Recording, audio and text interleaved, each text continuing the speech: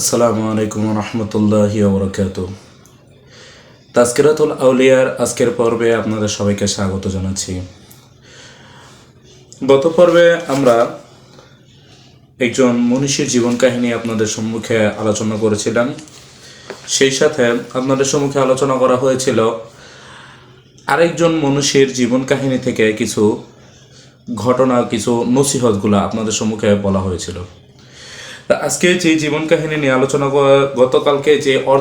গত পর্বে যে অর্ধেক জীবন কাহিনী নিয়ে আলোচনা করেছিলাম তা ছিল যে সেই লোকটির পিছনে আগন্তুকের পিছনে বাদশা দৌড়ে গেছিল। দৌড়ে যাওয়ার পরে জিজ্ঞেস করছিল, আপনি কে? আপনি কে? আর আমরা বলছিলাম পরবর্তী পর্বে ওনার জীবন কাহিনী নিয়ে আপনাদের সম্মুখে জানিয়ে দেব। তো চলুন পরের পর্ব শুরু করা যাক। তিনি বললেন, আমি খিজির। একথা শুনে ইব্রাহিম আদহামের প্রাণে এক প্রকার আগুন জ্বলে ওঠে। হজরত খিজির আলাইহিস সালাম অদৃশ্য হয়ে গেলেন। খিজির আলাইহিস সালাম এর একথা শুনে ইব্রাহিমের মনে উৎসাহ উদ্দীপনা বেড়ে যায়। তিনি আদেশ করলেন, ঘোড়া প্রস্তুত করো, আমি জঙ্গলে ভ্রমণ করব, দেখি আরো কি প্রকাশ পায়। এরপর তিনি লোক লস্কর নিয়ে জঙ্গলের দিকে যাত্রা করলেন এবং লক্ষ্যহীনভাবে যে কোনো দিকেই চলতে লাগলেন। কিছু দূর অগ্রসর হয়ে তিনি সঙ্ঘীয় লোকজন থেকে বিচ্ছিন্ন হয়ে পড়লেন। আকস্মাৎ হঠাৎ গায়েব থেকে আওয়াজ আসে, এখনও জাগ্রত হও, এমনকি মৃত্যু তোমাকে জাগ্রত করার পূর্বে জাগ্রত হও। তো হঠাৎ করে উনি চলতেছে হঠাৎ করে উনি আসমান থেকে একটা আওয়াজ শুনতেছে। তো শব্দগুলো 3-4 বার শুনতে পেলেন। হজরত ইব্রাহিম আদহাম রহমতুল্লাহ আলাই এটা শুনে আত্মহারা হয়ে পড়লেন। ইতিমধ্যে দেখতে পেলেন একটি হরিণ সামনে দণ্ডায়মান। তৎক্ষণাৎ তিনি তাকে শিকার করতে উদ্যত হলেন। হরিণটি বলে ওঠে, তুমি আমাকে শিকার করতে পারবে না, আমি তোমাকে শিকার করার জন্য প্রেরিত হয়েছি। হে ইব্রাহিম, এ কাজের জন্য কি তোমাকে সৃষ্টি করা হয়েছে? তোমার কি কোনো কর্তব্য নেই? হজরত ইব্রাহিম আদহাম রহমতুল্লাহ আলাই পুনরায় সাবধান বাণী শুনে ব্যাপার কিছুটা বুঝতে পারলেন। তো হরিণের দিক থেকে মুখ ফিরিয়ে নিচের ঘোড়ার প্রতি দৃষ্টি করলেন। ঘোড়ার জিন থেকেও হরিণের কথাগুলির প্রতিধ্বনি শুনতে পেলেন। তখন তার হৃদয়ে এক প্রকার ভয়ের সঞ্চার হলো এবং অন্তর্চক্ষু খুব পরিষ্কার হয়ে গেল। তাকে সংসারের মায়াজাল থেকে মুক্ত করে নিজের দিকে আকর্ষণ করায় যখন আল্লাহ পাকের ইচ্ছা রয়েছে, তখন নিজের লেবাসের প্রতি দৃষ্টি করা মাত্র তিনি কর্তার বোতাম থেকেও হরিণের কথাগুলো অবিকল প্রতিধ্বনি শুনতে পেলেন। এখানে এসে তার অন্তর্দৃষ্টি সম্পূর্ণ উন্মুক্ত হয়ে যায়। ফলে ফেরেশতা জগতের দ্বার তার সামনে মুক্ত হয়ে পড়ে। সেই জগতের ব্যাপারসমূহ তার হৃদয়ে অবতীর্ণ হতে লাগলো এবং তার ইয়াকিনের অন্তর স্তরে গিয়ে পৌঁছালেন। তখন তিনি ভাবাবেগে কান্নায় ফেটে পড়লেন। যে এরকম একটা পরিস্থিতির পর একটা আবেগ ওনার ভিতরে জন্ম নিল, যার ভিতরে উনি কান্না করা শুরু করে দিলেন। অশ্রু বন্যা প্রবাহিত হলো, চোখের পানিতে পরিহিত বস্ত্র এমনকি ঘোড়া পর্যন্ত ভিজে গেল।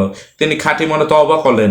সংসারের প্রতি তার বিতৃষ্ণা ও শ্রদ্ধা জেগে ওঠে। তিনি সদর রাস্তা ত্যাগ করে পার্শ্ববর্তী গভীর জঙ্গলের দিকে চলতে লাগলেন। কিছু দূর অগ্রসর হয়ে চটের খসখসে লেবাস পরা এক রাখালের সাথে তার সাক্ষাৎ হলো। শাহী লেবাস তাকে দিয়ে তিনি তার চটের লেবাস পরিধান করলেন। বাদশাহ ইব্রাহিম আদহাম রহমতুল্লাহ আলাই বাদশাহের বিনিময়ে ফকিরি গ্রহণ করে খালি পায়ে বনে জঙ্গলে ঘুরতে লাগলেন। তখন থেকে নিজের গতকালের গুনাহ স্মরণ করে তওবা করতে লাগলেন এবং আল্লাহর দরবারে কাঁদতে লাগলেন।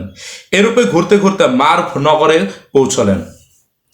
মার্ভের এক পুলের উপর দিয়ে কোনো একজন অন্ধ লোককে যেতে দেখে তিনি আশঙ্কা করলেন লোকটি হয়তো পুল থেকে পড়ে যাবে। তিনি আল্লাহ পাকের দরবারে দোয়া করলেন, আল্লাহুম্মা হাফিজহু, অর্থাৎ হে আল্লাহ, একে রক্ষা করুন।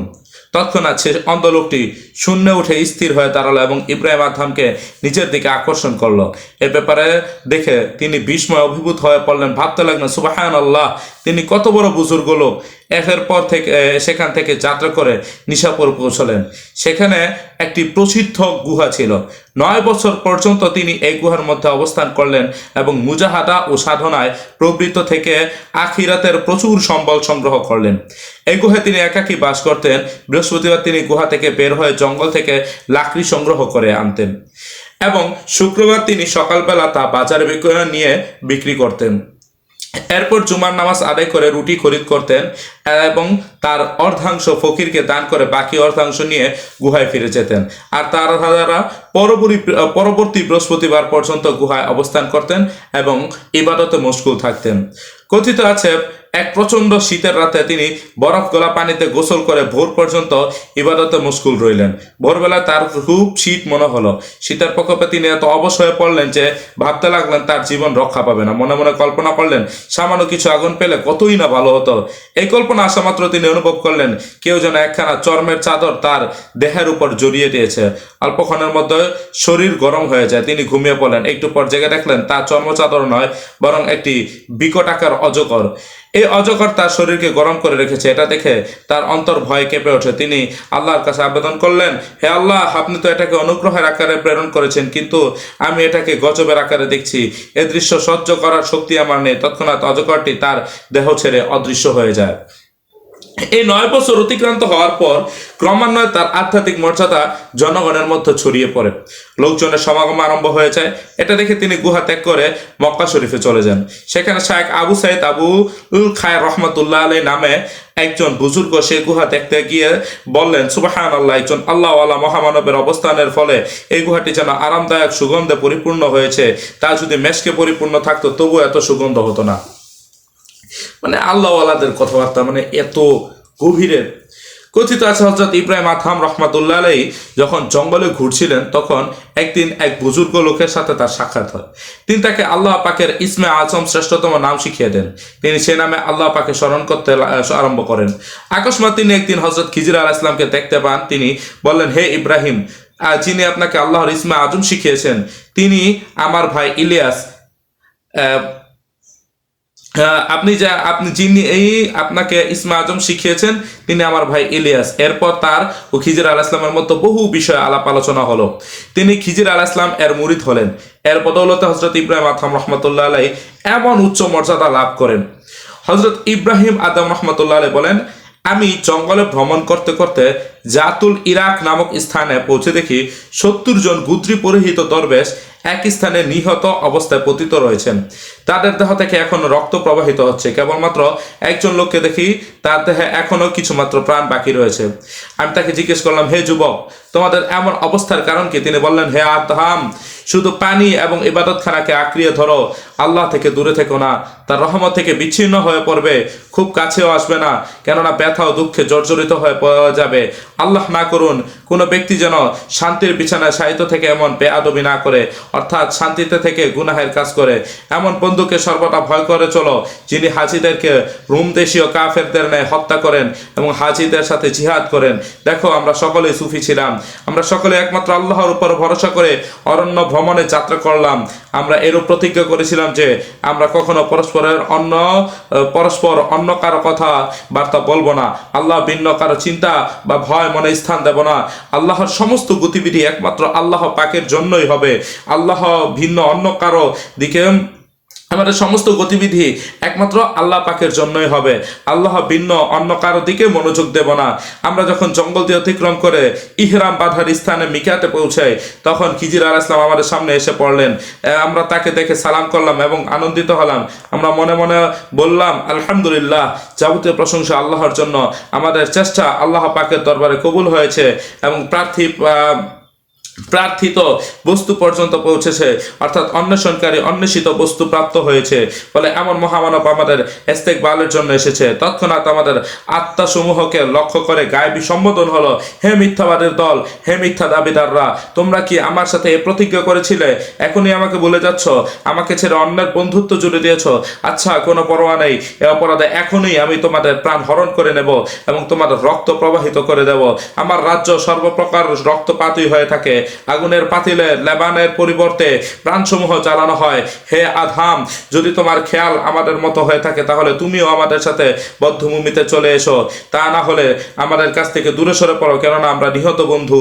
হয়তো তুমি তোমার খেয়াল ঠিক রাখতে পারবে না, শেষে আমাদের দৃশ্য প্রাপ্ত হবে। এই যে নিহত যুবকদেরকে দেখছো, তারা সকলে এমন একই অপরাধে দণ্ডিত। হে ইব্রাহিম, সাবধান হও, তোমার খেয়ালও যদি আমাদের মতো হয়ে থাকে তাহলে আমাদের দিকে পা বাড়াবে না, অন্যথায় এখনো তোমার আর কিছু হয়নি, দূরেই থাকো। হযরত ইব্রাহিম আদহাম রহমতুল্লাহ আলাইহি এটা শুনে অবাক হয়ে পড়লেন।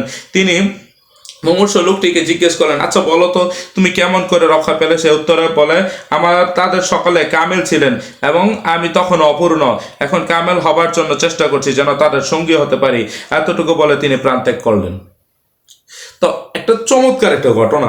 তো কথিত আছে হজরত ইব্রাহিম আদম রহমতুল্লাহ আলাই একাধারে 40 বছর কাল প্রতি কদমে কদমে নামাজ পড়তে পড়তে এবং কান্নাকাটি করতে করতে মক্কা শরীফ পৌঁছলেন।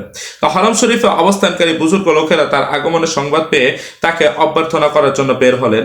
হজরত ইব্রাহিম আদম রহমতুল্লাহ আলাই এটা জানতে পেরে সহযাত্রীদের থেকে আলাদা হয়ে একাকী সম্মুখের দিকে অগ্রসর হয়ে গেলেন, যেন কেউ তাকে চিনতে না পারে। ইস্তেকবালের জন্য আগত বুজুর্গ লোকদের খাদেমরা তাদের সামনে চলছিল। এর মধ্যে একজন হজরত ইব্রাহিম আদহাম কে দেখে জিজ্ঞেস করলো, ইব্রাহিম আদহাম রহমতুল্লাহ আলাই কি কাছে এসে পৌঁছেছেন? হরম শরীফের সব বুজুর্গান তার ইস্তেকবালের জন্য আসছেন। এটা শুনে হজরত ইব্রাহিম আদহাম রহমতুল্লাহ আলাই বললেন, তারা এই বেদিন লোকটির কাছে কি প্রত্যাশা করে? খাদেমরা এই কথা শুনে তার পায়ে ধরে ধাক্কা মারতে মারতে বলে, বেটা তুই এই মন বুজুর্গ এবং আল্লাহ ওয়ালা পুরুষকে বেদিন বললি? তুই জিন্দিক, তুই বেদিন। ইব্রাহিম আদহাম রহমতুল্লাহ আলাই বলেন, ভাই আমিও তো এটাই বললাম যে আমি জিন্দিক বেদিন। তারা তাকে ছেড়ে যখন সম্মুখের দিকে অগ্রসর হয়ে যায় তখন তিনি নিজের নফসকে সম্বোধন করে বলল, হে নফস, এই ভেবে খুব সন্তুষ্ট হয়েছিল যে মক্কার বুজুর্গরা আমার ইস্তেকবালের জন্য আসছেন এবং মনে মনে তার আশাও পোষণ করেছিলে। এখন তার উপযুক্ত শাস্তি পেলে তো আমারও আশা ছিল শীঘ্রই তোর এ অপরাধের জন্য লাঞ্ছনা ও শাস্তি হোক। আলহামদুলিল্লাহ, আমার মনোবাঞ্ছা পূরণ হয়েছে। ইতিমধ্যে আগন্তুকেরা চিনে ফেললেন যে ইনি হজরত ইব্রাহিম আদহাম রহমতুল্লাহ আলাই। সকলে তার প্রতি দুর্ব্যবহারের জন্য তার কাছে ক্ষমার আবেদন করলেন এবং তাকে সসম্মানে মক্কায় নিয়ে গেলেন। এরপর তিনি মক্কা শরীফে স্থায়ীভাবে বসবাস করতে লাগলেন। মক্কাবাসীরা অনেকেই তার মুরিদ হলেন। তিনি সর্বদা নিজে পরিশ্রম করে জঙ্গল থেকে কাঠ কুড়িয়ে এনে বাজারে বিক্রি করতেন এবং তা দ্বারা নিজের খাদ্য সংগ্রহ করতেন। কখনো ছাক মেঘ চড়িয়ে এবং কখনো বা শাকসবজি বিক্রি করে জীবিকা নির্বাহ করতেন। কথিত আছে বলখ ত্যাগের সময় তার একটি শিশু পুত্র ছিল। সে বয়স্ক হয়ে মাকে জিজ্ঞেস করে, মা আমার আব্বা কোথায়? তো আজকের জন্য এই পর্বটি এ পর্যন্তই। ধন্যবাদ সবাইকে। আসসালামু আলাইকুম ওয়া রাহমাতুল্লাহি ওয়া বারাকাতুহু।